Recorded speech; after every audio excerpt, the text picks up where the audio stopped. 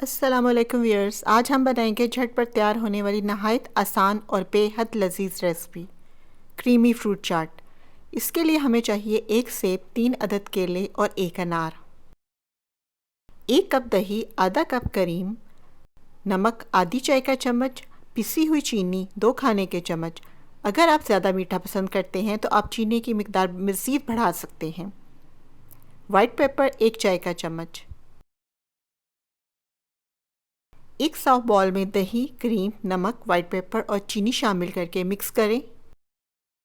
इसमें बस तीनों ही फ्रूट शामिल किए जाते हैं, आप अपनी मर्ज़ी से मज़ीद फ्रूट भी शामिल कर सकते हैं। अनार को मैंने पहले ही छीलकर दाने निकाल लिए हैं। केलों और सेब को बारीक काटकर इसमें शामिल करें। मेरे चैनल पर नए आने वाले मेरे चैनल को सब्सक्राइब कर दें और बेल आइकन बटन को प्रेस कर दें ताकि हर नई आने वाली वीडियो का नोटिफिकेशन आपको बर वक्त मिल सके। केले सेब काटकर शामिल किए। अब अनार शामिल करके मिक्स करें। इफ्तार में या मेहमानों को सर्व करें।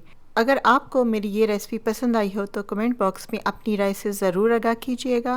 वीडियो को लाइक और शेयर करना मत भूलिएगा। दुआओं में याद रखें। अल्लाह हाफिज़।